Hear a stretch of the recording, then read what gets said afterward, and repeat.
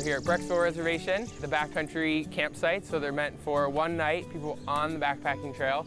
The Buckeye Trail goes the whole way around Ohio. It's just a little bit that way. It's a 1,400-mile trail that goes around Ohio, so we want to kind of cater to them. And then also, there's like an individual locally that wants to come out and try backpacking, kind of low cost. They're free. You can reserve these backcountry sites from Memorial Day through the end of September.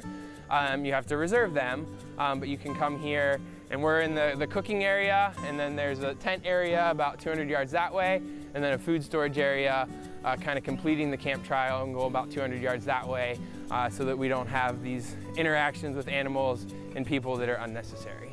We try to do more than ramen noodles or uncooked burnt rice in the backcountry. So this will become a big muffin. It's kind of a double boiler method right now. So this just takes a little bit of time, and by a little bit, maybe 20 minutes. Started a pizza, so this is yeast bread that we mixed up, and we're basically fry baking the bread. I already did one side, and then we're gonna add other stuff. And no, you don't take a whole bottle of pizza sauce in the woods. You could, transfer just what you need into something little. We'll spread that around a little bit, and then whatever toppings. We got, keep it simple here. We got cheese and just pepperoni. And there's some little tricks here. If we had a lid, we could put the lid on, put a little bit of water in there, and then tilt the skillet up, and that steam would then melt our cheese really well.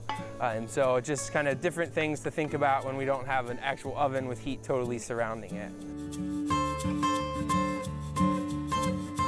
Matt's doing some chicken fajitas. Right now he just has the onions in there. He sauteed those with a little bit of oil and the peppers. And he's about to add some meat. We bought canned chicken, so we'll pretend this is the first night backpacking, because that would go bad after not too long. But we prepped that at home, so we didn't need that can of chicken in the woods, just put it in a little bag.